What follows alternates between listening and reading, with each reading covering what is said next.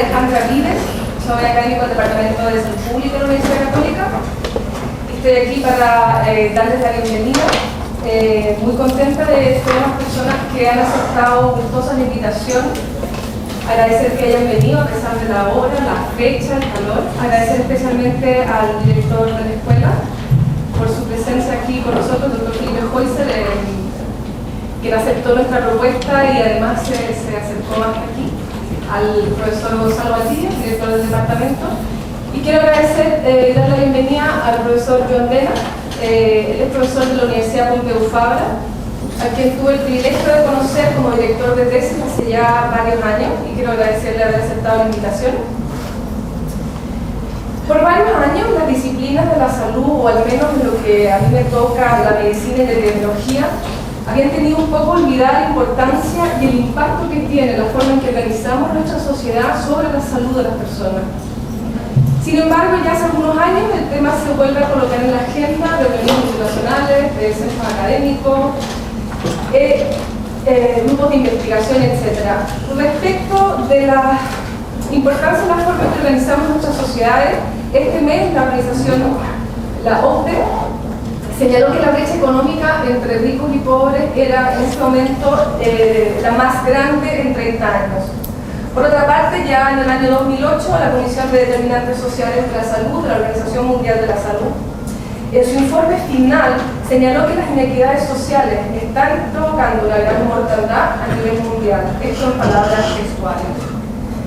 En Chile, los resultados de la segunda encuesta nacional de salud mostraron que existen aquí un elevado nivel de morbilidad por enfermedades crónicas, un elevado nivel de factores de riesgo para estas enfermedades, que estas están distribuidas de forma marcadamente desigual por nivel educacional, además de sexo, zona rural urbano, grupos de edad, nivel geográfico. Si la buscamos, la evidencia respecto al impacto de la forma en que organizamos la sociedad sobre la salud es cuantiosa. Pero las preguntas también son muchas todavía, ¿no? Entre ellas, ¿por qué estas desigualdades se observan dentro de los países y entre países? En indicadores como la esperanza de vida, la calidad de vida, los niveles de salud de las poblaciones. Preguntas sobre cuánto sabemos de cómo esto ocurre y además qué se puede hacer para mejorar esta situación.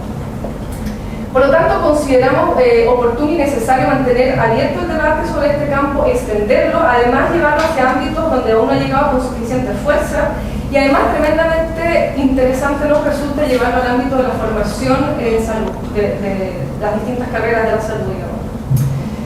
En consecuencia con eso, hemos invitado al profesor Bena para que venga a hablarnos sobre determinantes sociales de la salud e inequidades en salud desde una perspectiva global. El profesor Bena es médico y doctor en salud pública. En este momento es profesor titular de la Universidad Pompeu Fabra, donde dirige un grupo de investigación en desigualdades en salud y una red internacional sobre condiciones de empleo, trabajo y salud.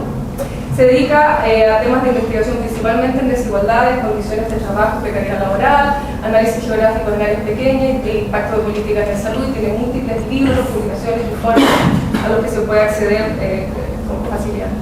Profesor Bena, muchas gracias. Le damos la bienvenida y le dejo el podio.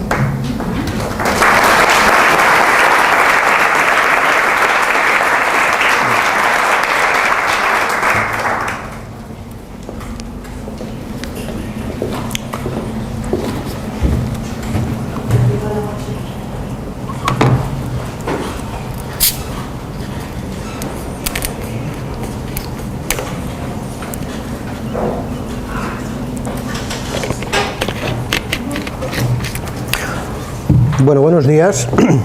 Buenos días. Muchas gracias por la invitación a hacer esta presentación. Muchas gracias especialmente a Alejandra, con la cual hemos compartido muchos buenos ratos, también más de un momento de sudor, ¿verdad? Por el intenso trabajo que ella hizo durante estos años en su doctorado en Barcelona, en un tema que es muy relevante y que, por cierto, algo también voy a contar esta mañana. Bueno, el tema que les voy a explicar durante esta exposición tiene que ver con eso que modernamente se conoce como determinantes sociales de la salud y cómo eso se liga con la desigualdad en la salud. Lo que voy a hacer básicamente es tocar tres puntos fundamentales, que son estos que van a ver aquí. voy primero a poner algunos ejemplos, algunos de los temas que me parecen clave cuando uno piensa en lo que son los determinantes sociales y las desigualdades en salud, y para ver su importancia, su enorme importancia, diría yo, en el campo de la salud pública. Ningún estudiante de salud pública, se dedique a lo que se dedique, puede obviar hoy día el tema de los determinantes sociales y las desigualdades en salud. Tiene que tener al menos un conocimiento básico, un conocimiento necesario para poder entender de qué estamos hablando. El segundo punto tiene que ver con precisamente lo que hacía referencia hace un momento Alejandra, cuando nos decía que hace 3 años la Comisión de Determinantes Sociales de la Salud de la Organización Mundial de la Salud hizo un informe muy relevante, un informe que también cualquier estudiante tiene que leer, tiene que estudiar, y que tiene que ver con esa visión global de cómo los determinantes sociales afectan a la salud y la desigualdad en la salud en todo el planeta.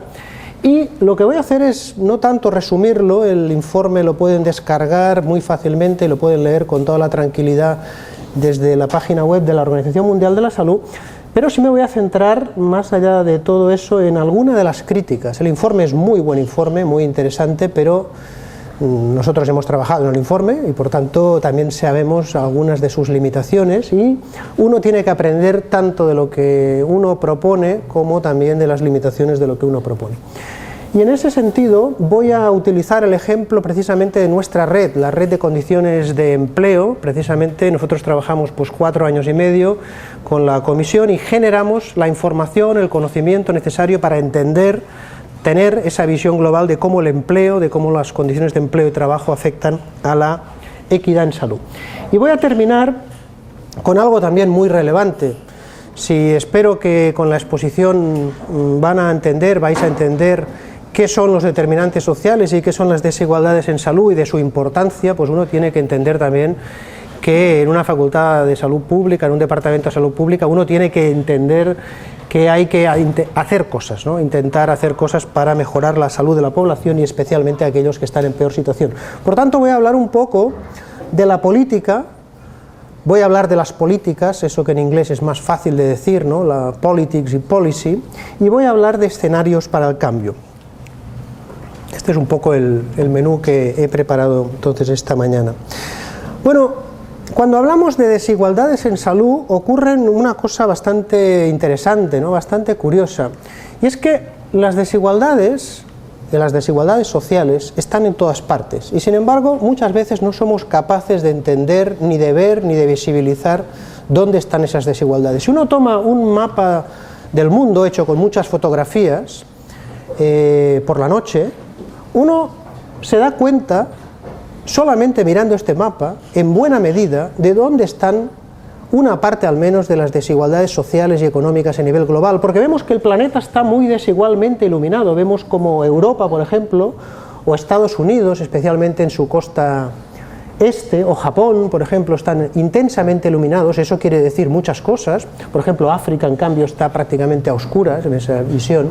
Y eso quiere decir tantas cosas como el hecho de dónde se consume la energía en el mundo y quién tiene, por supuesto, acceso a esa energía y todo lo que se deriva de ello, ¿verdad? Porque la energía hoy día es algo fundamental en la economía, y no solo en la economía, sino en tantos y tantos aspectos sociales. Con las desigualdades en salud le ocurre un poco lo que decía el escritor portugués José Saramago, el premio Nobel, cuando decía en una de sus novelas: creo que no nos quedamos ciegos, creo que estamos ciegos. Somos ciegos que vemos pero no vemos.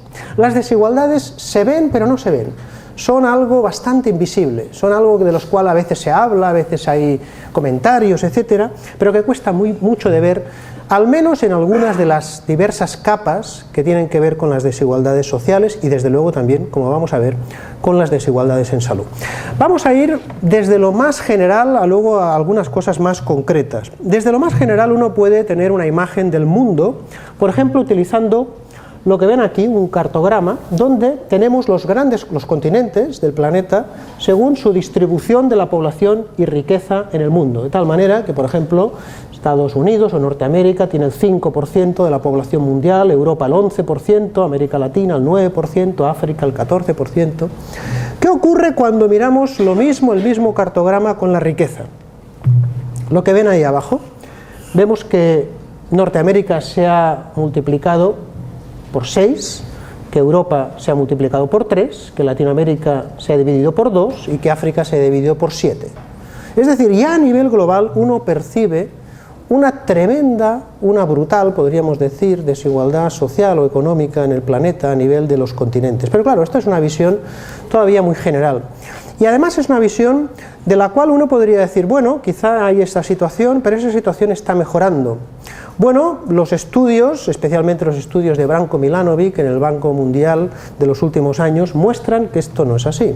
Y uno se da cuenta de, por ejemplo, la evolución de la desigualdad mundial de riqueza entre países en el último medio siglo, prácticamente en la segunda mitad del siglo XX hasta acercándonos a la actualidad. De tal manera que si la razón del PIB per cápita entre países ricos y pobres era de 1,60 en 1980, 20 años después, al final del siglo, era ya de 1 a 115 y de hecho ahora es mayor, todavía ya ha sobrepasado el 1 a 120.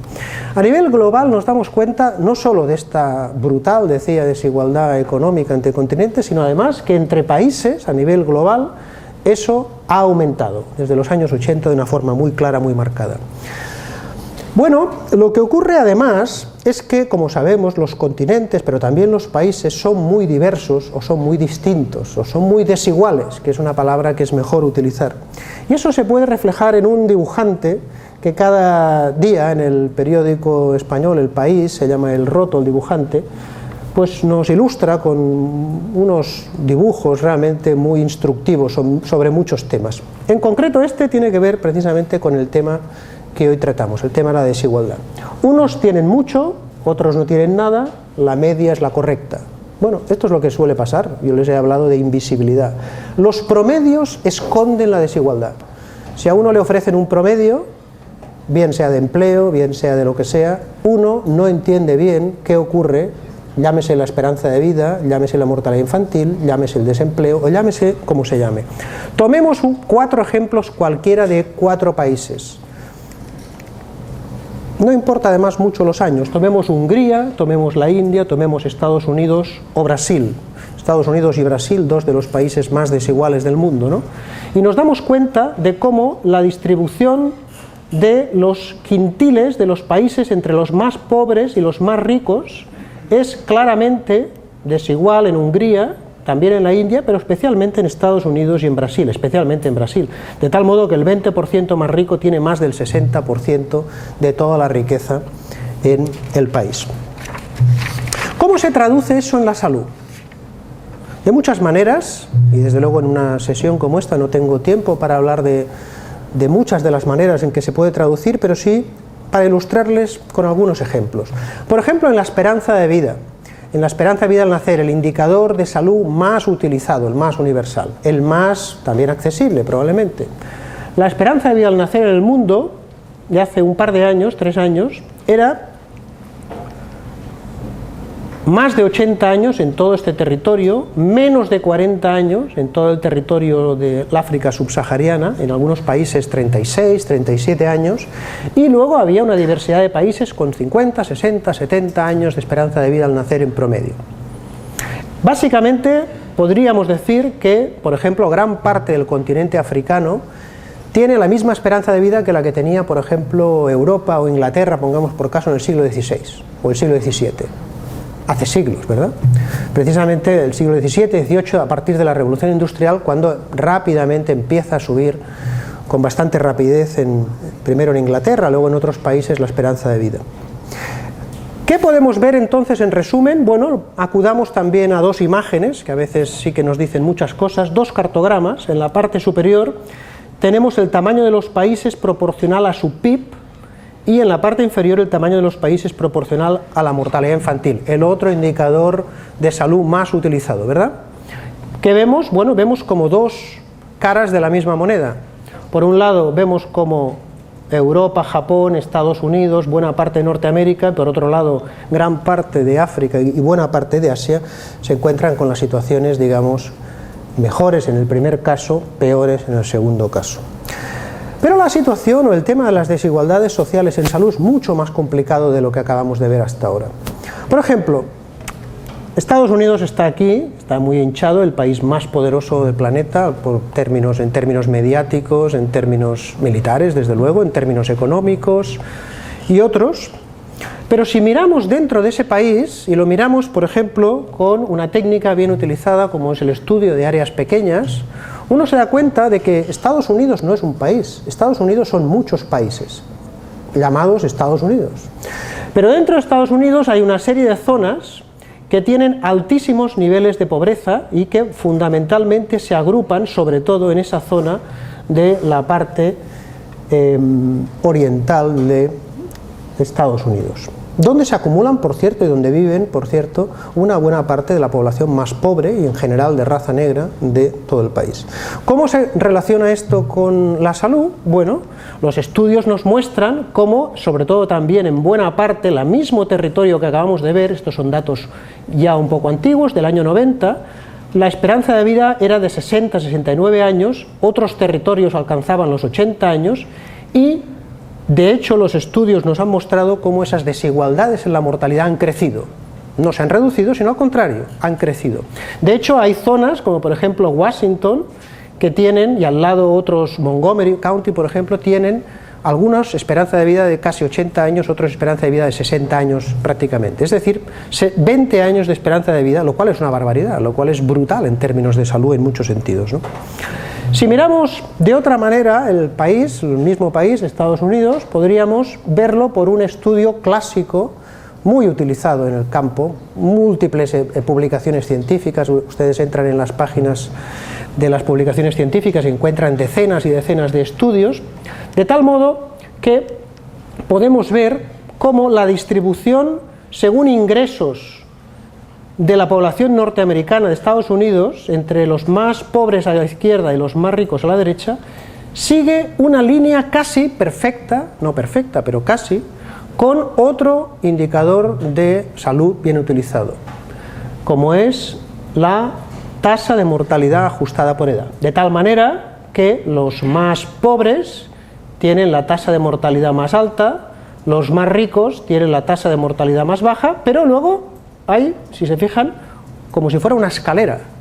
¿Y eso qué quiere decir? Eso tiene un mensaje social, ético, podríamos decir, político, si quieren, muy importante. Quiere decir que la desigualdad en salud no es un tema de pobres, o no es un tema solo de pobres. Eso es una visión muy pequeña. Ni tampoco es una visión de marginados o de excluidos. Esta población de aquí, que no necesariamente son pobres, les podríamos llamar clase media, tienen una mortalidad claramente más alta que estos de aquí, ¿verdad? Y por tanto tienen también mucho que ganar, o al menos potencialmente mucho que ganar. Este es un ejemplo clásico de lo que se conoce hoy día en este campo de investigación como el gradiente social de salud mediante medidas de estratificación social. En este caso son los ingresos, podríamos utilizar educación o podríamos utilizar muchos otros ejemplos. Tomemos otro ejemplo, también de países ricos, tomemos el caso europeo, ahora mismo bajo una intensísima crisis económica de la cual quizá podemos discutir o comentar un poquito más adelante. Bueno, en el caso de Europa en general nos encontramos como hay diferencias tan notables como, no tantas, quizá como en el caso de Norteamérica, pero también impresionantes, de hasta 16 años en la esperanza de vida. Pero nuevamente el tema es mucho más complicado y lo voy a utilizar, lo voy a ilustrar con un ejemplo también de la Comisión de Determinantes Sociales de la Salud de la OMS. Si tomamos por ejemplo el caso de Escocia, aquí está, y tomamos una ciudad como Glasgow. En Glasgow hay barrios ricos, hay barrios pobres, como suele pasar en muchas ciudades del mundo, claro está.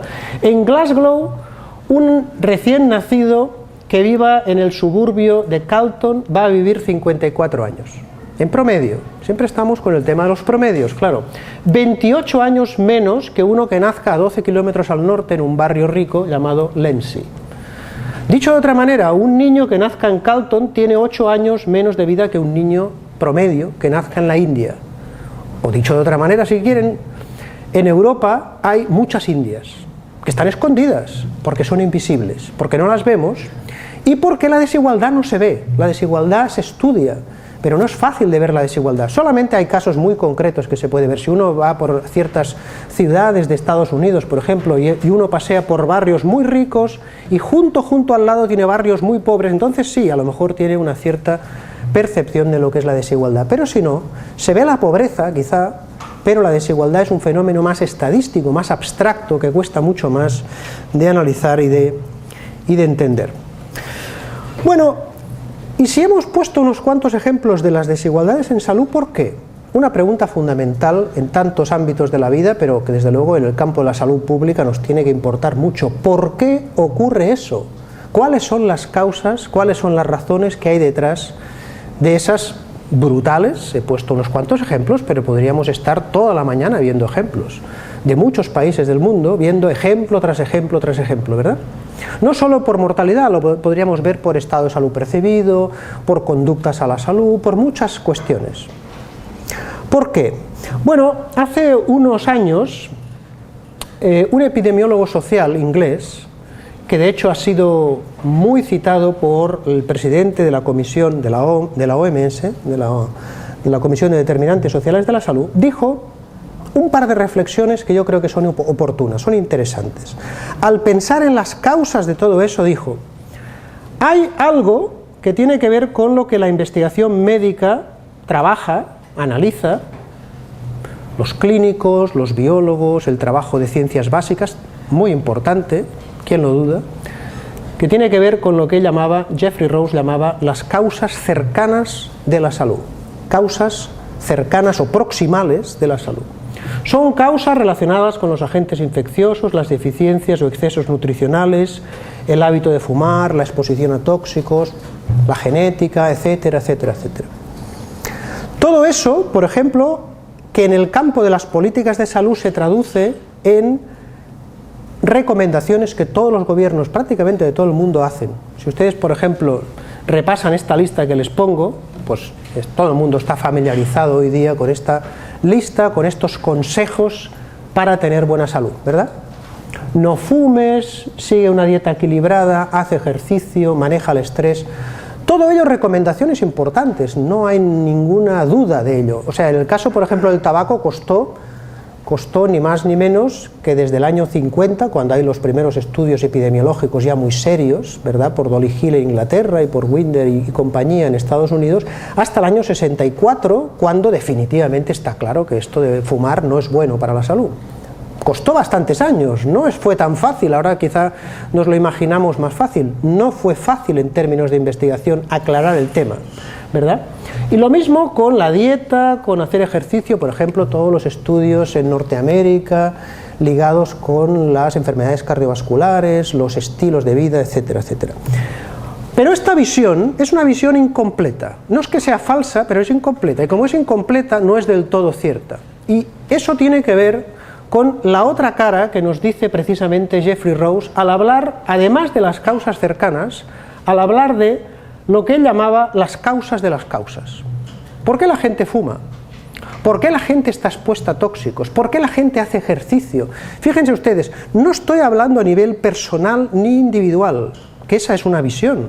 Es una visión que es muy importante, que la puede tener un clínico, un médico, un psicólogo, quien sea, muy importante. Si una persona está enferma, va a ver a un médico y oiga, no me encuentro bien, oiga, haga ejercicio, no fume, pierda peso, lo que sea.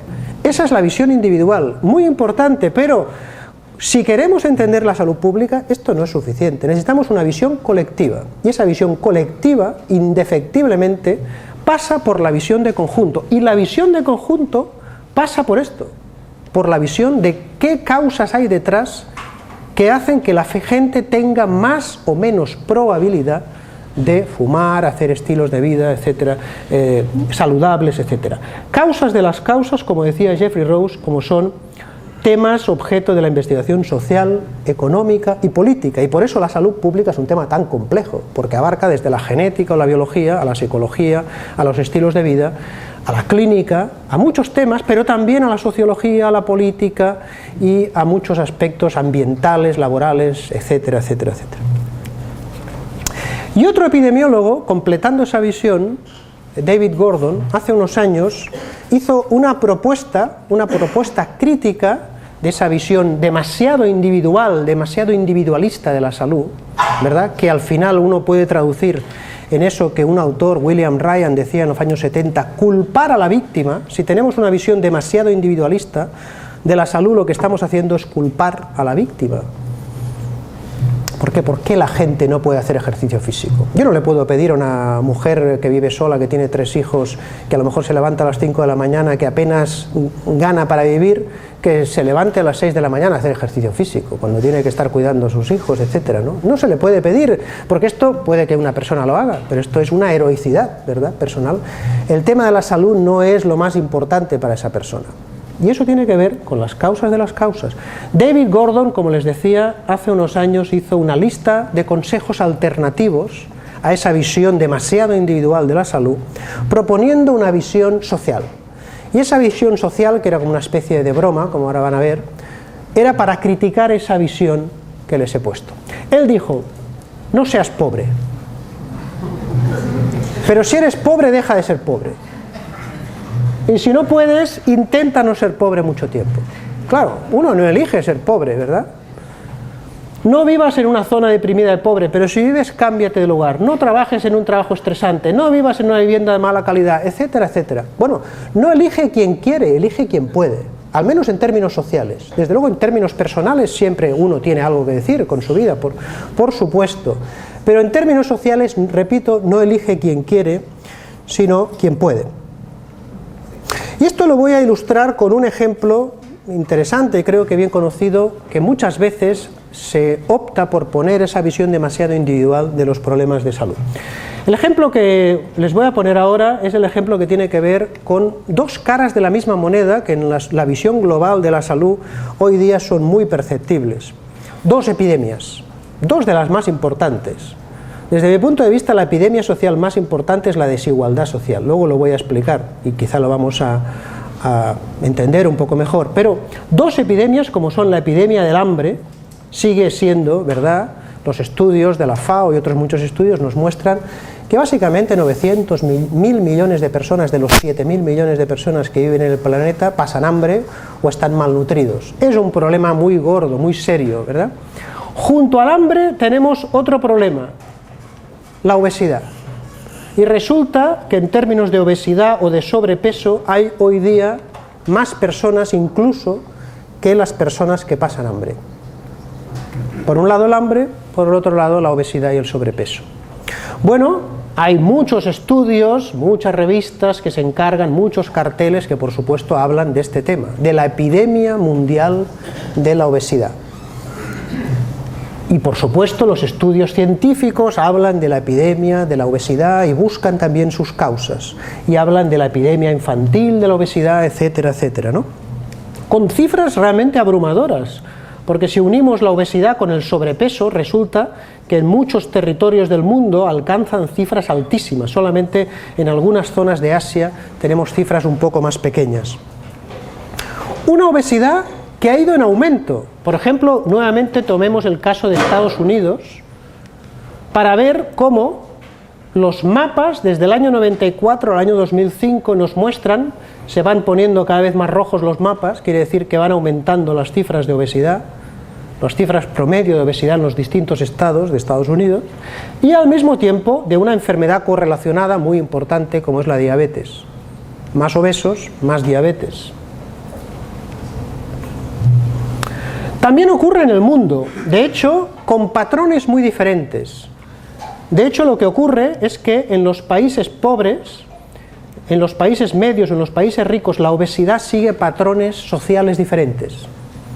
Recuerden lo que antes les he dicho, no fuma quien quiere o no elige quien quiere su salud, sino quien puede. Tampoco elige necesariamente a nivel global los hábitos nutricionales de la misma manera según uno viva en los países de baja renta, donde la obesidad es más prevalente, hasta ahora al menos entre los ricos, o en los países de alta renta, donde la obesidad es más prevalente entre los pobres. Y esto es dinámico, esto va cambiando, ¿verdad?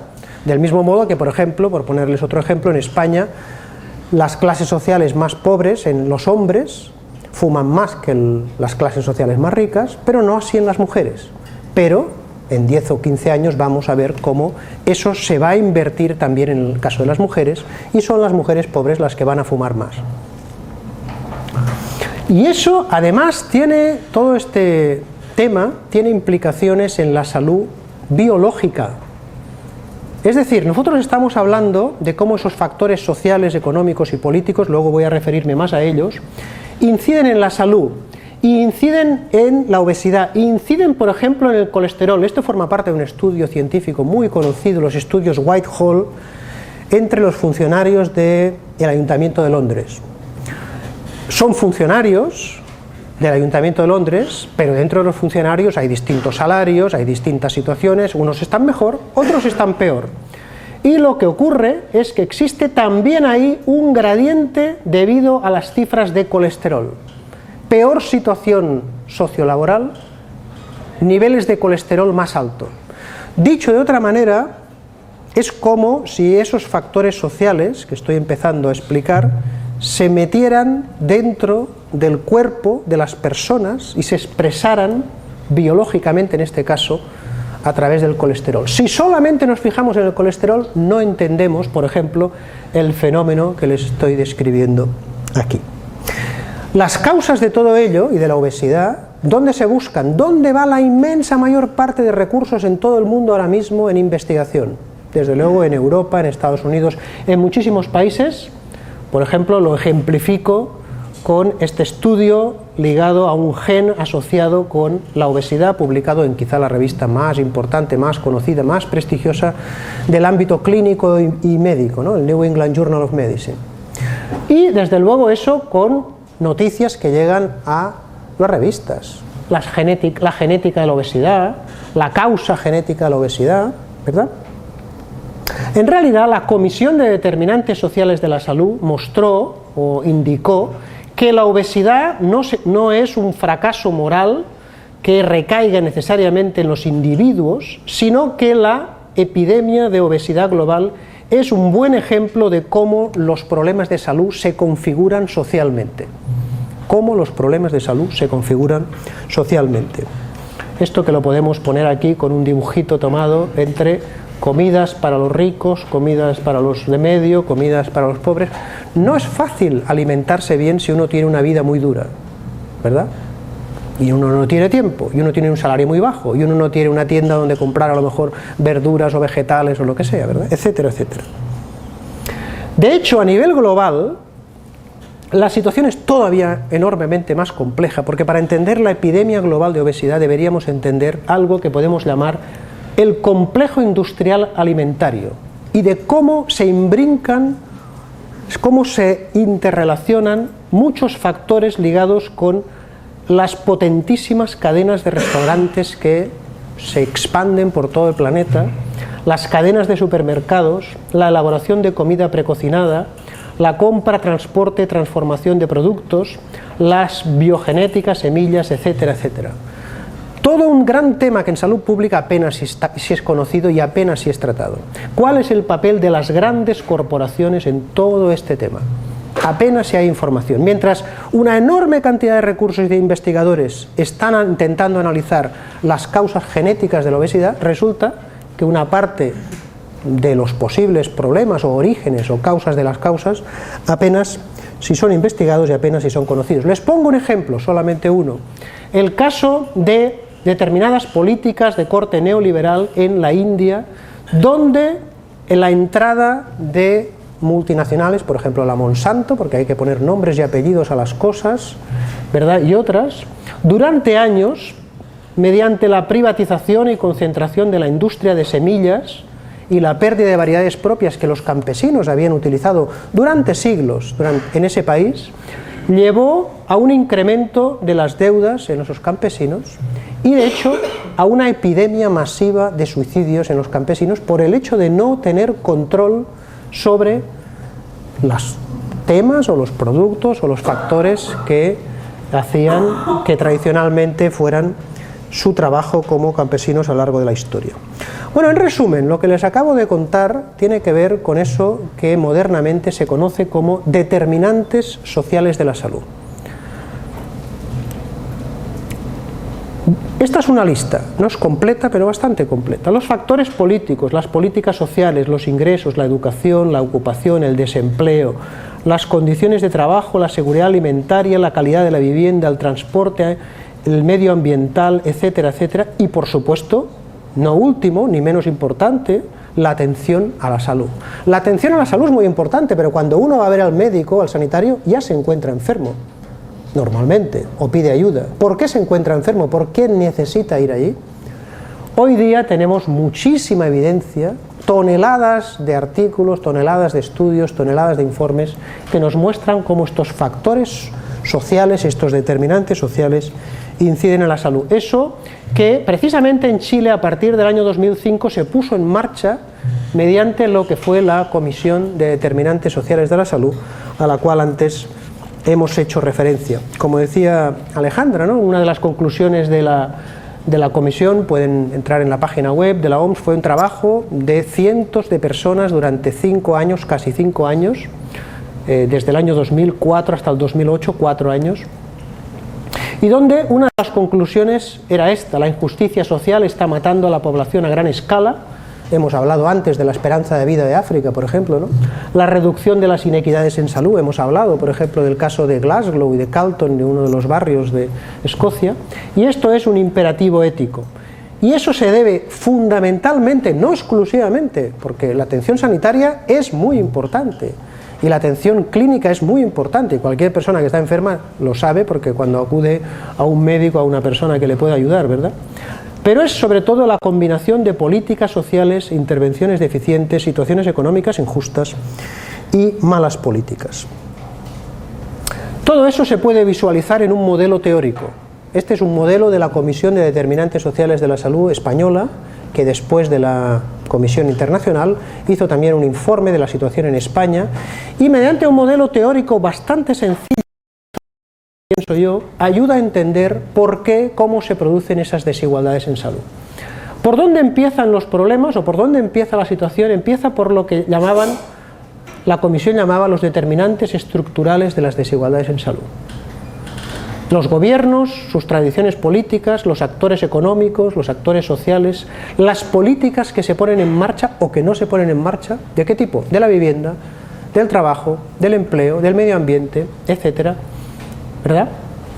Todo ello cruzado por algo fundamental, y es que en la sociedad hay géneros, el tema de sexo, género, desde un punto de vista social, el tema de la edad, el tema de la clase social, el tema de la etnia, el territorio, ligado con relaciones de poder diferentes en los países y que están detrás de el impacto que todo ello tiene en lo que llamaba la Comisión Española los determinantes intermedios. Todo esto es un gran cúmulo de cosas que va a producir condiciones de empleo, trabajo diferentes, trabajo doméstico y de cuidado, especialmente en el tema de género, un tema bien importante, tema de ingresos o distribución, vivienda, etcétera, factores psicosociales, factores biológicos, no nos olvidamos de ellos, la biología es importante, siempre es importante como resultado final, o a veces no final. Por ejemplo, hay algunas enfermedades que son puramente hereditarias, muy pocas, puramente hereditarias, desde luego desde el punto de vista de la salud pública, totalmente despreciables, no porque no sean importantes, sino porque son muy pocas, y todas las demás representan una interacción entre el medio genético, hereditario y los factores sociales. Y si no, que se lo pregunten a los trabajadores de Fukushima, que recientemente han estado expuestos a altísimos niveles de radiación y han sufrido desde luego muchísimas mutaciones genéticas y probablemente cánceres en los próximos años, ¿no? Los servicios de salud y finalmente la producción de desigualdades en salud. Bueno, el informe de la Comisión de Determinantes Sociales de la Salud ha tenido recibimientos muy diferentes. Ha tenido recibimientos muy críticos. Por ejemplo, la revista The Economist, que es una muy buena revista, pero es una revista de corte neoliberal, muy bien hecha, pero políticamente muy sesgada, ha criticado duramente al informe de la Comisión de Determinantes Sociales de la Salud, diciendo pues que era un informe que pedía la luna y que era utópico y no sé cuántas cosas más. Y otros grupos, por ejemplo el Instituto Fraser de Canadá o otros, han hecho también una serie de manifestaciones en este sentido. En otro sentido, los epidemiólogos sociales en las revistas científicas, en general, han promovido una visión positiva. Han dicho que lo que dice la comisión, el informe, es interesante, es útil, es importante, vale la pena leerlo y que globalmente están de acuerdo con sus conclusiones y con sus principales resultados, ¿verdad? La honestidad, el coraje, la síntesis de la evidencia y otros muchos elementos que no me entretengo aquí por un tema de tiempo en detallar, ¿no? Y por otro lado, ha habido también críticas, y especialmente en el mundo latinoamericano, diciendo que el informe es muy bueno, el informe es muy útil, pero al informe le faltan cosas. Y estas cosas que al informe le faltan, conviene destacarlas, aunque sea muy brevemente. Fijémonos en un tema interesante cuando uno piensa en un informe de estas características. Las palabras. ¿Qué palabras se usan? Si ustedes miran las palabras que utiliza el informe, se dan cuenta como, por ejemplo, aparece una palabra muy importante hoy día, el cambio climático, pero no aparece en ningún caso la palabra crisis ecológica.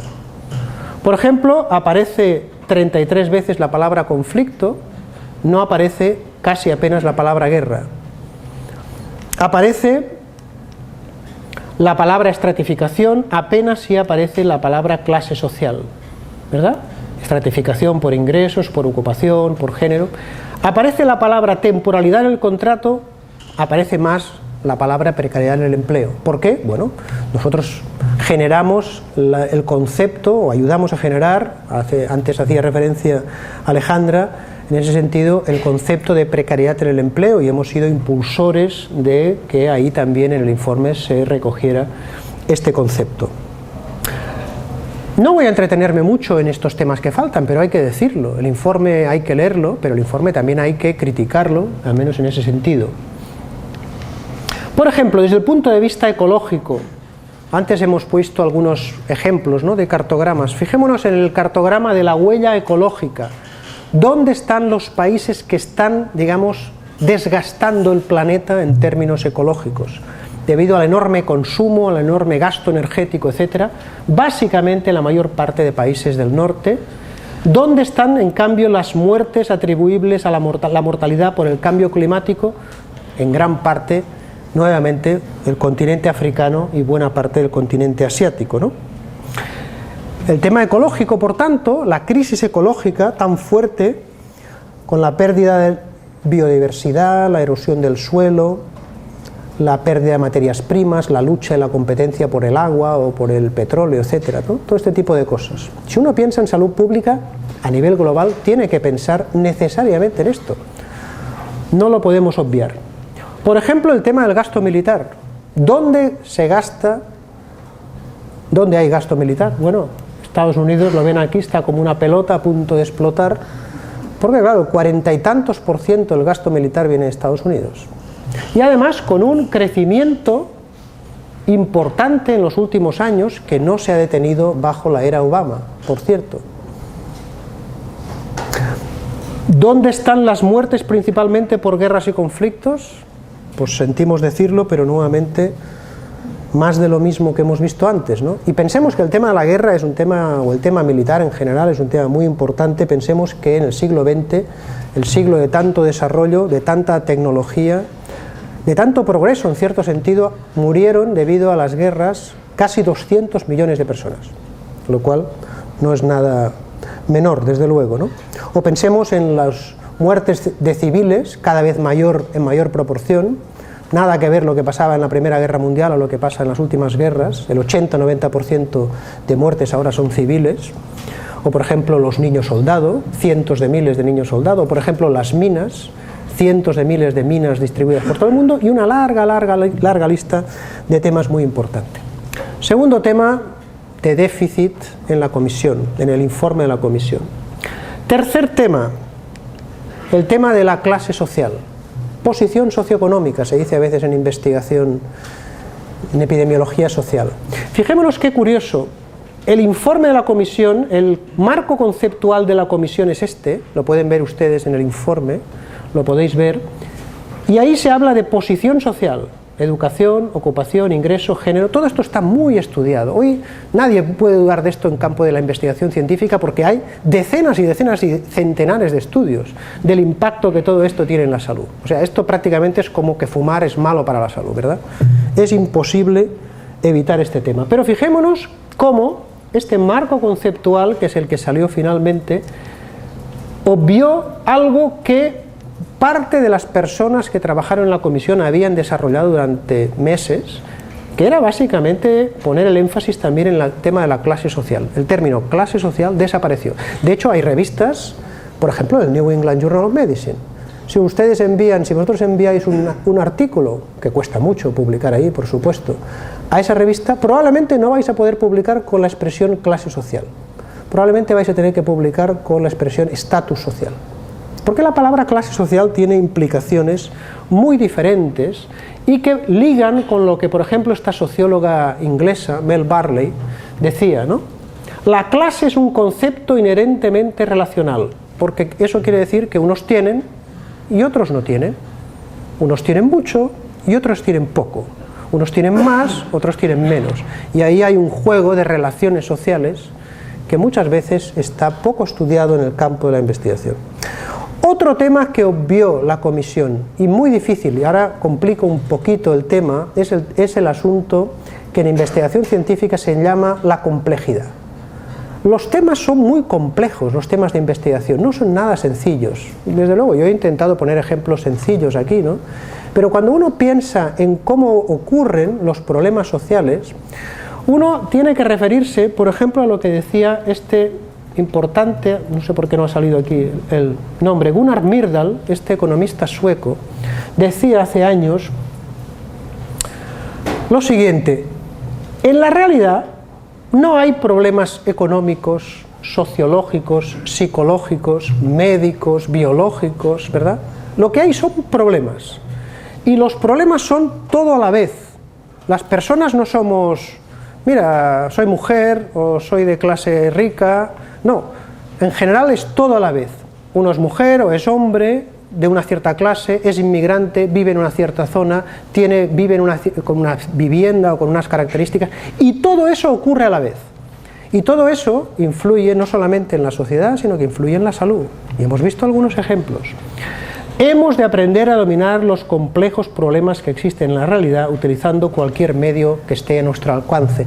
Esto es muy complicado, ¿eh? Esto hay que reconocerlo. La investigación multidisciplinar o transdisciplinar, donde en teoría deberíamos poner biólogos, psicólogos, sociólogos, politólogos, médicos, estadísticos, ambientalistas, todas las carreras que se estudian en salud pública juntos, pues es muy difícil, porque la realidad, estudiar esto con los métodos, con los datos, con los análisis, con los modelos estadísticos o con lo que sea que tenemos a mano, no es nada sencillo. Les pongo un ejemplo de esa complejidad que utilizamos de hecho en uno de nuestros informes, el ejemplo que viene documentado en un grandísimo documental que si no han visto, yo desde mi punto de vista les recomiendo, La pesadilla de Darwin, en la cual ocurría o se nos explicaba lo que ocurría en el lago Victoria, el segundo lago más importante, más grande del mundo, y donde nos contaba ese documental una historia, y en esa historia precisamente se hace referencia a esa complejidad de factores. En esa historia, que no les voy a resumir para no aburrirles y para no alargarme, había factores de tipo ecológico, había factores ligados a las condiciones de empleo, a la economía, a la sociedad, a la política y finalmente a la producción de salud, o de mala salud, o de desigualdades en salud. Y todo eso ocurre a la vez, y el documental es una simplificación de la realidad también, a su vez, ¿no?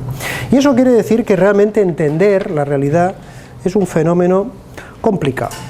Otro tema, y el último que quiero tocarles antes de pasar a las condiciones de empleo, y creo que voy muy mal de tiempo, tiene que ver con el tema de la historia. Yo no les voy a decir que en una facultad o un departamento de salud pública uno tenga que ser historiador, pero uno tiene que tener un mínimo sentido histórico de las relaciones también en el campo de la salud.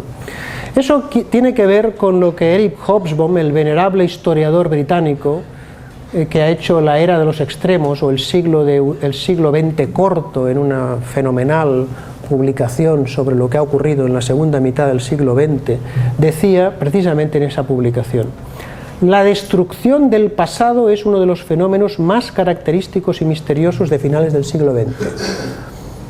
La mayoría de hombres y mujeres jóvenes de finales de siglo crecen en una suerte de presente permanente, sin que exista ninguna relación orgánica con el pasado colectivo de los tiempos que viven. Vivimos en el presente, nunca hay pasado, nunca sabemos los orígenes de las cosas, nunca recordamos lo que ocurrió, nunca recordamos los fenómenos que hay detrás de lo que ocurrió. Bueno, en el campo de la salud, esto que es un tema no tan estudiado, se puede ejemplificar, por ejemplo, con este caso, el caso de lo que ocurrió en la transición entre la Unión Soviética y Rusia. En la Unión Soviética, con la elección de Gorbachov, el colapso final de la Unión Soviética, la crisis del rublo, en apenas 10 años perdieron 10 años de esperanza de vida. Eso es inaudito en la historia moderna, es inaudito. 10 años en un país, digamos, ampliamente desarrollado, mediante la fenomenal crisis económica, todos los procesos de privatización y demás que vivió un país tan enorme, tan denso o tan poco denso en este sentido poblacional como la Unión Soviética, y cómo se perdieron 10 años de esperanza de vida. ¿Quién perdió más? Bueno, otra vez, no todo el mundo por igual. ¿Recuerdan la frase del roto que les puse al principio? Los promedios esconden desigualdad.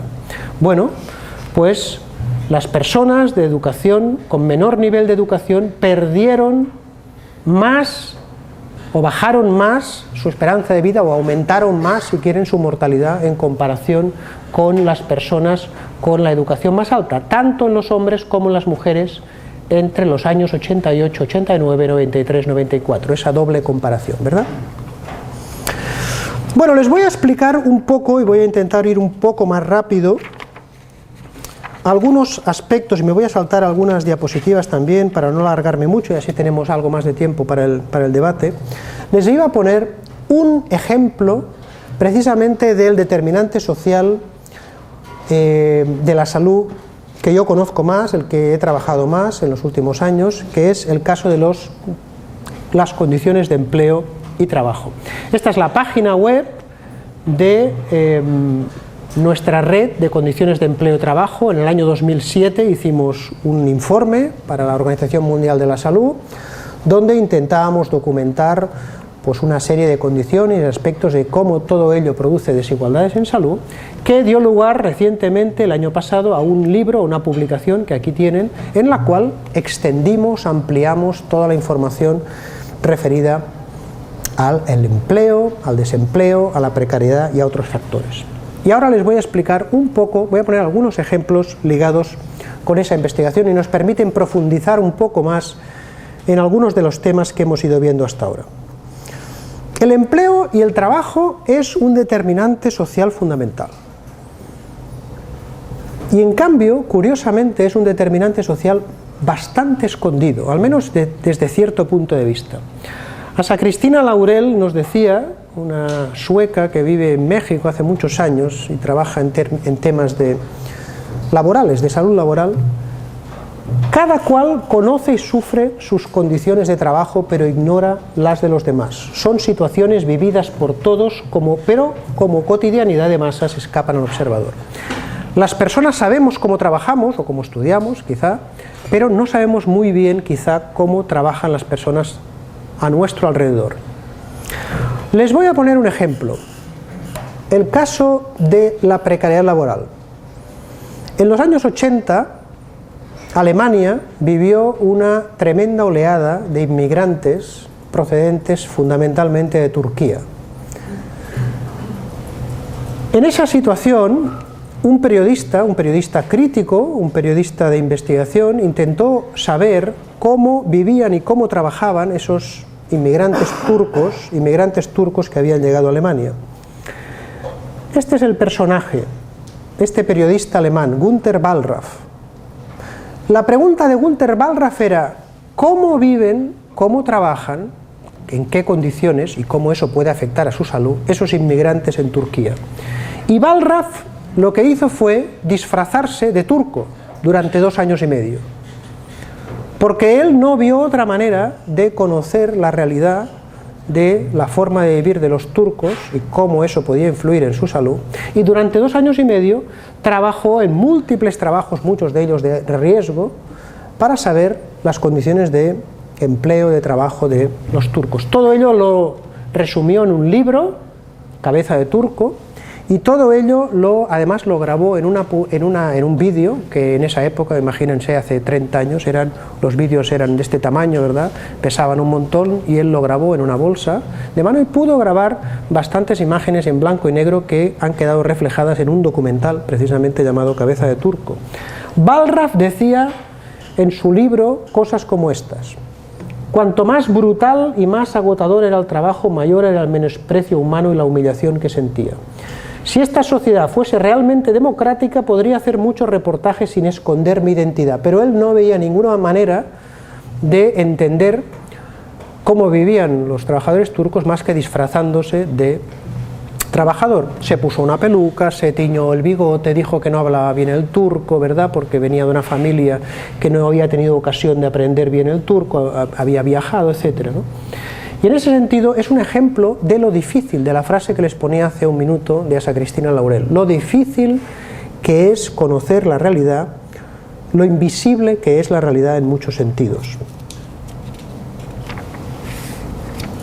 Bueno, nosotros en el campo del empleo y la salud hemos promovido un concepto que le hemos llamado el empleo justo, como una especie de horizonte, como una especie de desideratum, si quieren, de dónde habría que llegar cuando uno piensa en el empleo o las condiciones de empleo, ¿verdad? Un empleo que tenga libertad ante la coerción y no como los millones de personas que hoy día trabajan en una situación de altísima coerción o, por ejemplo, como luego veremos, en situaciones de esclavitud, literalmente. Seguridad en el empleo. 4 de cada 5 trabajadores en el mundo no tienen ninguna seguridad en el empleo, no tienen protección, en datos de la OIT. Un nivel de ingresos justo, por cierto, claro, podemos discutir qué quiere decir esto, un nivel de ingresos justo, pero lo que está claro es que hay millones de trabajadores que tienen, a pesar de tener 2 y 3 trabajos, y eso ocurre en países como Estados Unidos, por ejemplo, sin ir más lejos, tienen un nivel salarial muy, muy bajo. Protección social, beneficios en el empleo, respeto y dignidad en el trabajo, participación en el lugar de trabajo o enriquecimiento desde el punto de vista vital. Trabajar puede ser muy agradable, puede ser muy reconfortante, muy satisfactorio, puede ser una pesadilla, ¿no?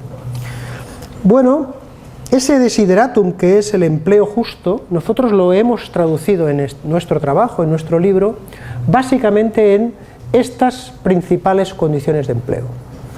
Hay personas que todavía trabajan en una situación de empleo estable a tiempo completo, no muchas en el mundo. El desempleo muy elevado, especialmente en los países ricos y especialmente en los países en alta crisis, les voy a poner luego un ejemplo, mucho menos en los países pobres, porque en los países pobres la gente no puede permitirse estar desempleada. El empleo precario, luego vamos a hablar un poco más, el empleo informal, el trabajo infantil y la esclavitud. Y todo ello, como antes les he comentado, cruzado, porque si no, no entendemos, o entendemos mal, cruzado por los mecanismos sociales que configuran a cada individuo y a la sociedad en general. La clase, el género, la edad, la etnia, el estatus migratorio y el territorio.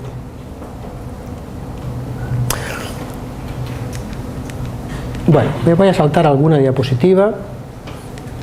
Este esquema conceptual intenta reflejar de algún modo también nuestro modelo para entender cómo el empleo produce desigualdades en salud. Antes hemos visto uno más general, en este caso tienen ustedes las relaciones de poder que existen en cada país, en cada territorio, en cada gobierno, en cada de mala salud. Todo esto es muy complejo, yo lo estoy explicando en apenas unos segundos y eso, si uno lo quiere entender bien, realmente tiene que profundizar con bastante calma y con bastante tranquilidad en el tema, ¿no? Les voy a poner un ejemplo, les voy a poner el caso concreto para analizar alguna de las condiciones de empleo, el caso del desempleo. Por ejemplo, tomemos el caso europeo, ahora mismo bajo una crisis realmente muy, muy fuerte, la situación del desempleo que es muy diversa en distintos territorios de Europa y especialmente si tomamos el caso de España, que es un laboratorio social para entender el impacto del desempleo en la salud. Fíjense ustedes en la diferencia entre el norte y el sur, un mapa de áreas pequeñas, algo que las personas que hacen análisis geográficos conocen bien y la importancia que eso tiene, con una amplia desigualdad entre el norte y el sur, especialmente el suroeste de España, ¿verdad? El desempleo ha producido, tanto en el año 91, por cierto, como en el año 2001, persistencia de resultados. El desempleo en España, aquí tienen los datos globales, la evolución del desempleo y cómo con la crisis económica, que arranca con muchísima fuerza el 2007-2008, emerge la cifra que tenemos hoy día en España, prácticamente 5 millones de personas en desempleo, ¿verdad? Con, además, curiosidades que siempre en investigación hay que tener en cuenta. En enero del 2002, así como por arte de magia, 500 000 de personas, digamos, de parados, dejaron de estar parados, dejaron de estar desempleados. Parados es una expresión que utilizamos en España, ¿no? Dejaron de estar desempleados y pasaron a ser inactivos.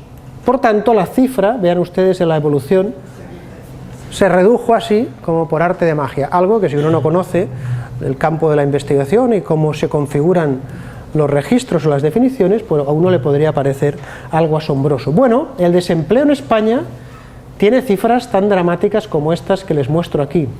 Con la crisis económica mundial, sobre todo en Europa, en Estados Unidos, en Japón, en otras zonas, 1 de cada 20 nuevos parados en el mundo viene de España, 2,4 millones de parados de larga duración, de muy larga duración, sin ingresos, hogares sin trabajo.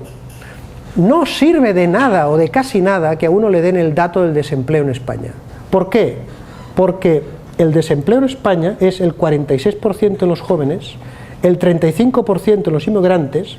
Si uno es analfabeto es un 45%, pero si uno tiene un doctorado es un 2%.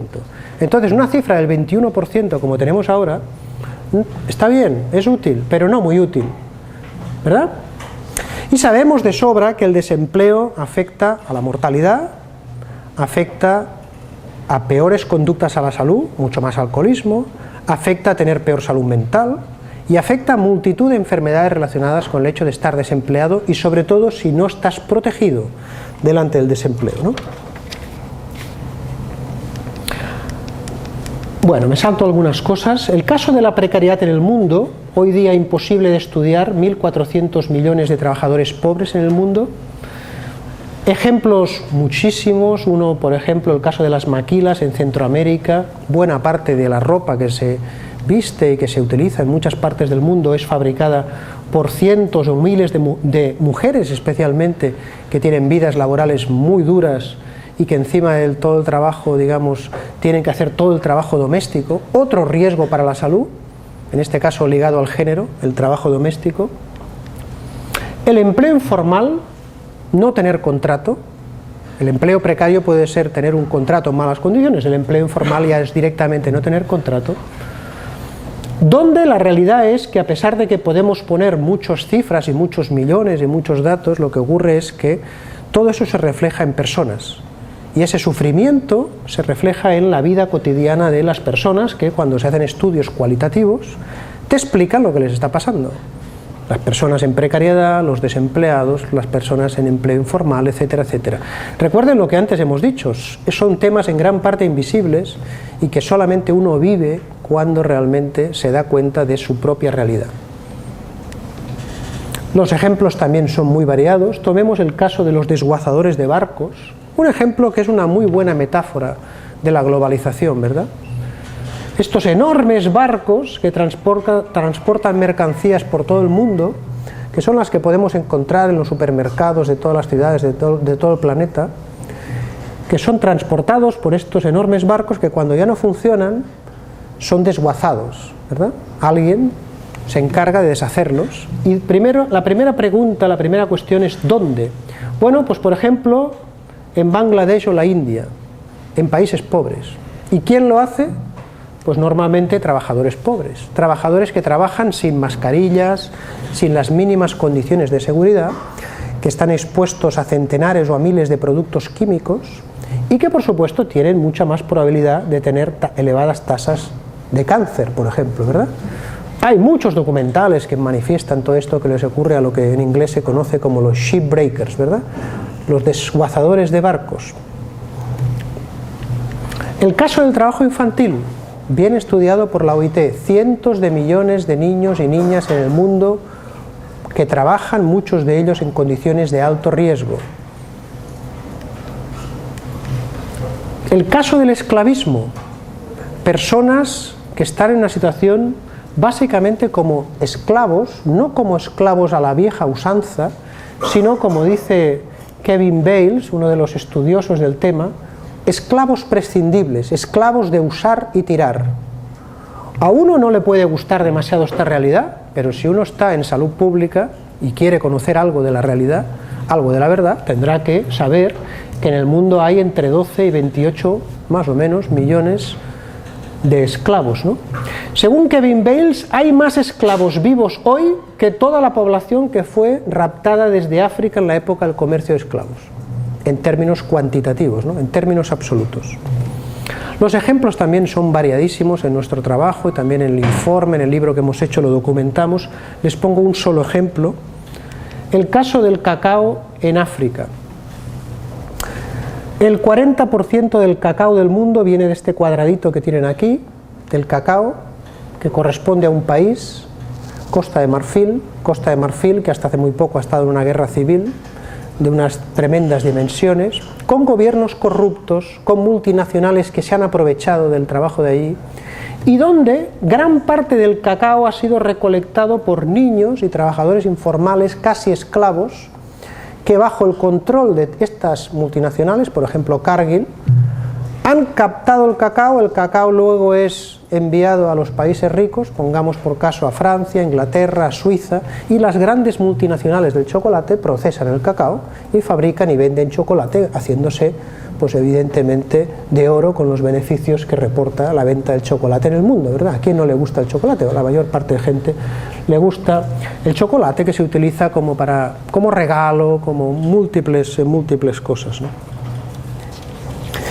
Bueno, dos palabras solo sobre el tema de la precariedad laboral, un tema en el cual Alejandra sabe bien por el trabajo que durante el duro trabajo con una tesis doctoral durante prácticamente 4 años realizó. Nosotros ya en el año 2000 analizábamos la precariedad laboral como un tema de salud pública y nos preguntábamos qué es esto de la precariedad laboral. Eso es uno de los temas que en investigación uno se tiene que preguntar antes que nada. ¿Qué es? ¿Cuál es el concepto que tenemos delante? ¿Cómo defino mi concepto? Eso ocurre con la precariedad, pero podría ser con cualquier problema de salud, ¿eh? Yo podría decir lo mismo, ¿qué es la diabetes? Y entonces rápidamente empezaríamos a tener quizá algún problema, ¿no? ¿Cómo definimos una enfermedad? En este caso la precariedad laboral nos interesaba mucho, veíamos que la temporalidad no era la precariedad, que la fragilidad podía tener elementos ligados a eso, las formas atípicas de empleo, las malas condiciones de trabajo, etc. Y todo ello dio lugar durante estos años a un programa de investigación que está en curso para entender cómo los trabajadores o la situación de precariedad laboral afecta a la salud y a la salud mental, ¿verdad? Una de las maneras en las cuales se ha estudiado más la precariedad ha sido la inseguridad laboral. Este es un ejemplo, simplemente para decirles, más inseguridad, las flechas, más riesgo de tener problemas de salud o problemas de salud mental. 2 veces más riesgo, 3 veces más riesgo, 4 veces más riesgo, depende. Si eres inseguro crónico, ¿verdad? Pero la inseguridad en términos de investigación no nos satisfacía mucho porque no captura bien la visión estructural de lo que es la precariedad laboral. Y no me entretengo ahora en explicar esto, pero por un tema de tiempo. Otro tema que se ha utilizado mucho para intentar analizar la precariedad laboral, la temporalidad. Tomemos nuevamente el caso de España, que desde luego en el mundo y en Europa es un laboratorio.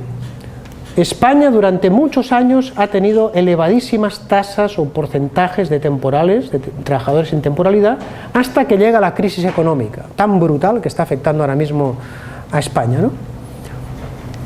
Con la crisis hay un descenso rápido de trabajadores con contrato temporal. ¿Por qué? Bueno, porque los trabajadores con contrato temporal pasan al desempleo, ¿verdad? del 30 y tantos por ciento se reduce al 25%. ¿Eso quiere decir que se ha reducido la precariedad? No, no parece muy lógico, ¿verdad? Entonces, ¿qué es la precariedad? Fíjense la pregunta que antes les he hecho, ¿no? Bueno, la precariedad tiene que ver con factores más estructurales en ese proceso de investigación en el cual les iba contando, con la temporalidad, con la indefensión o la vulnerabilidad, con tener salarios bajos, con tener derechos, pero quizá con tener derechos que tú no puedes ejercer. Si tú tienes miedo en tu trabajo, y eso lo hemos visto en muchos trabajadores precarios, tú a lo mejor tienes derechos, más o menos, pero ¿los puedes ejercer?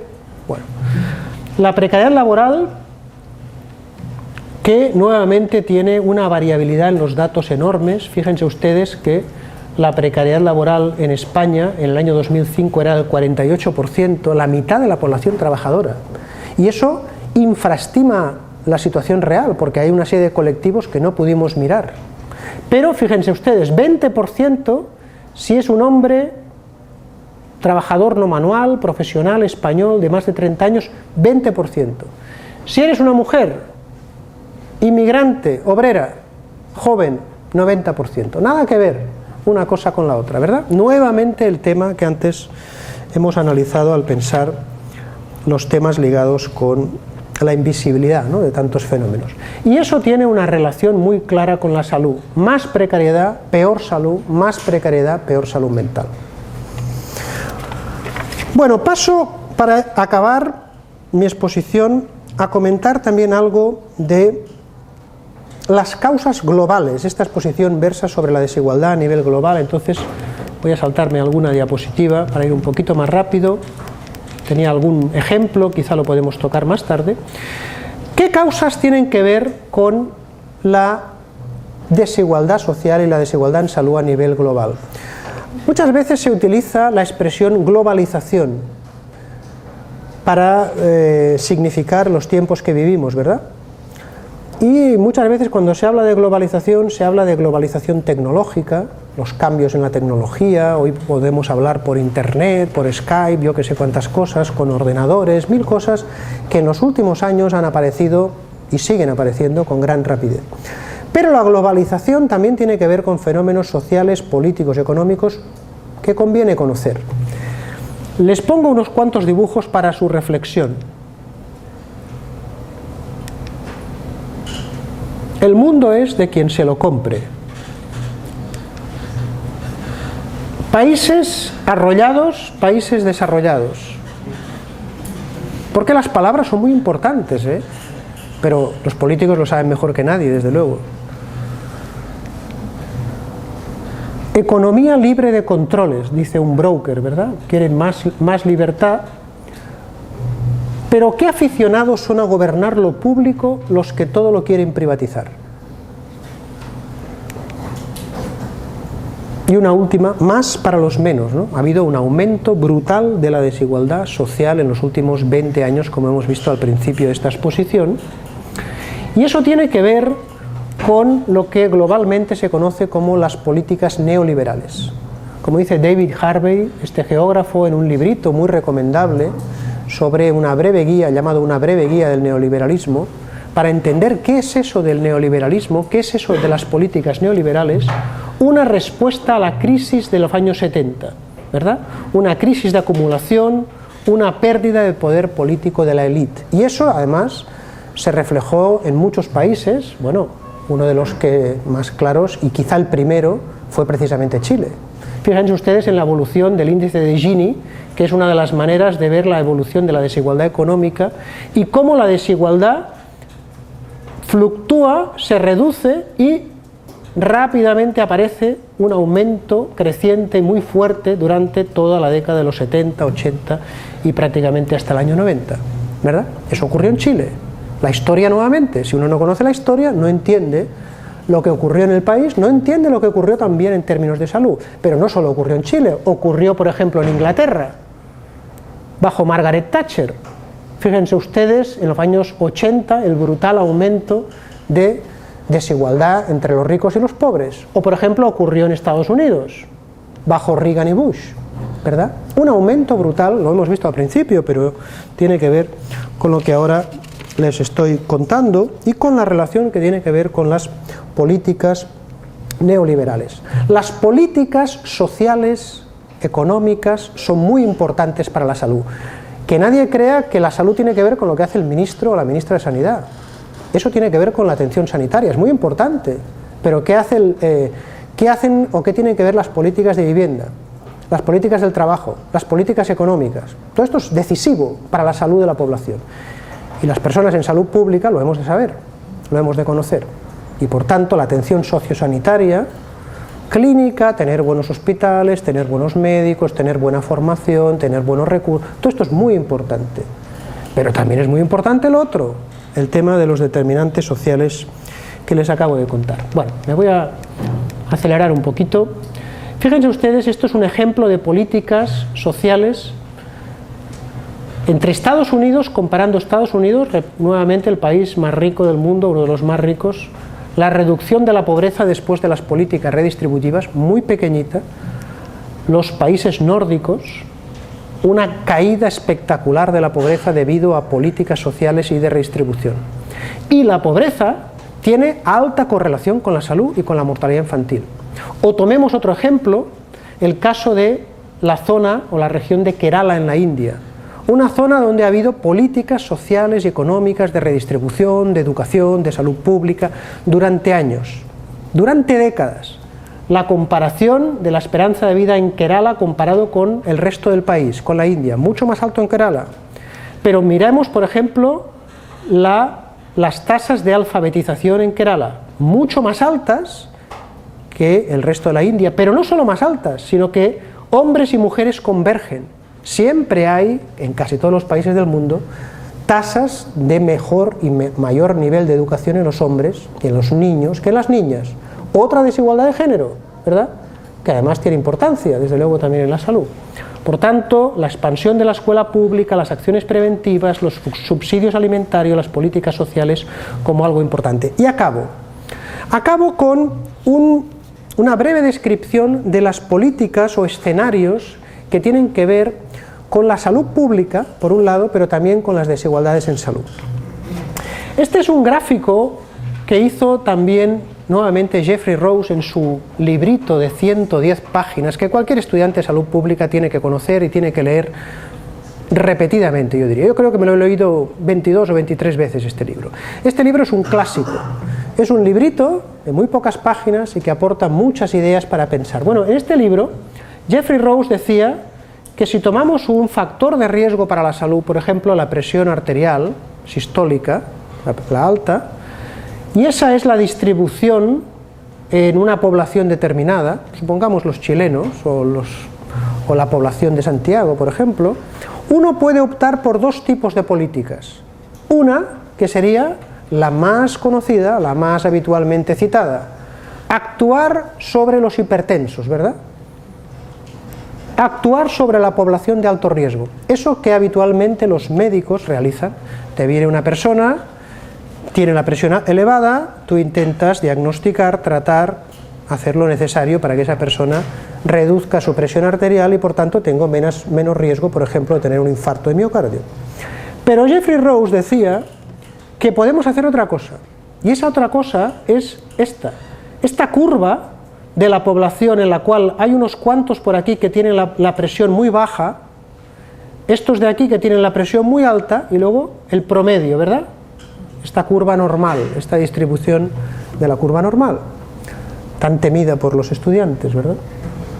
Por otra parte, podemos hacer un cambio poblacional y mover toda la curva. Y si quieren podemos comentar un poco esto, porque esto no es algo obvio. Uno tiene que estudiar un poco de epidemiología social y salud pública para entender este fenómeno, ¿verdad? El cambio poblacional mediante políticas, qué sé yo, pues por ejemplo políticas incentivando el aumento del precio del tabaco o haciendo otro tipo de políticas que tengan este componente general en lugar de la del alto riesgo. Bueno, con esto en la cabeza, nosotros este año hemos publicado un artículo donde más o menos intentamos hacer incidencia en la doble visión, la salud pública y la desigualdad en salud. Y uno se puede imaginar distintos escenarios, que no voy ahora a repetir aquí, o a explicar aquí, pero que tienen que ver con políticas sociales, educativas, laborales, sanitarias, etcétera, que cambien la curva de la distribución de un problema de salud en la población de una manera o de otra. Y uno de los ejemplos puede ser, por ejemplo, este que tienen aquí, el caso del tabaquismo en Inglaterra, un ejemplo muy característico. El caso del tabaquismo en Inglaterra, aquí lo tienen en este gráfico reflejado. Entre el año 61 y el año 91 en Inglaterra, el porcentaje de fumadores, repito algo que ya hemos visto durante la sesión, ¿no? ¿Quién fuma? ¿Las mismas clases sociales tienen la misma probabilidad de fumar? No. En Inglaterra fumaban más los grupos más desaventajados, los más pobres. Los más ricos fumaban menos. Los más ricos están aquí, los más pobres están aquí. Igual ocurría con las mujeres, pero cuando pasan los años y se empiezan a hacer campañas antitabáquicas, ¿verdad?, lo que ocurre es que van dejando de fumar todos los grupos sociales, pero fijémonos en lo que ocurre. Los grupos que fumaban más dejan de fumar, pero los grupos que fumaban menos dejan de fumar mucho más. Los más ricos dejan de fumar mucho más. ¿Resultado? El resultado es que si aquí había esta desigualdad, ahora, 30 años después, hay esta desigualdad. Han aumentado las desigualdades, a pesar de que desde el punto de vista de salud pública todos han mejorado, ¿verdad? Y por tanto, esa es la descripción de este gráfico que tienen aquí. La curva roja se ha traducido en una curva como la azul, de tal manera que la población ha mejorado, pero han aumentado las desigualdades. Hemos ganado algo, pero hemos perdido algo.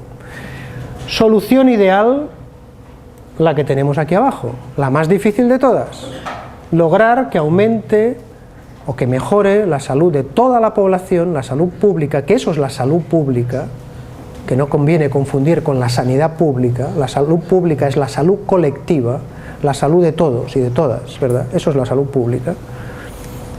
Y también tenemos ejemplos, por tanto, de programas con la atención sanitaria, con dejar de fumar, pero con prioridad para algunos grupos por encima de otros y demás, de tal manera que el logro se pueda conseguir. Mejora, repito, mejora de la salud pública y reducción de las desigualdades en salud. Bueno, y ahora sí, acabo con 3 frases para la reflexión de todos vosotros. Vivimos y aceptamos una sociedad incapaz de saber cuál es el valor de la vida humana, nos escribía John Berger, este magnífico escritor inglés que vive en Francia, ¿no?, y que es un poeta, un escritor, pintor, muy agudo en sus reflexiones. Vandana Shiva, esta física hindú, muy activa en los movimientos sociales y ecologistas en la India, decía, o dice, a menos que los pobres del mundo se movilicen para ser escuchados, su situación no cambiará. Y podemos acudir al clásico de la salud pública, quizá el más conocido, Rudolf Virchow, cuando decía lo siguiente, decía: la mejora de la medicina alargará la vida humana, pero la mejora de las condiciones sociales, decía Virchow en 1800, años 40 del siglo XIX, la mejora de las condiciones sociales permitirá lograr ese fin más rápidamente y con mayor éxito. La receta se puede resumir así: democracia plena y sin restricciones. Bueno, muchas gracias.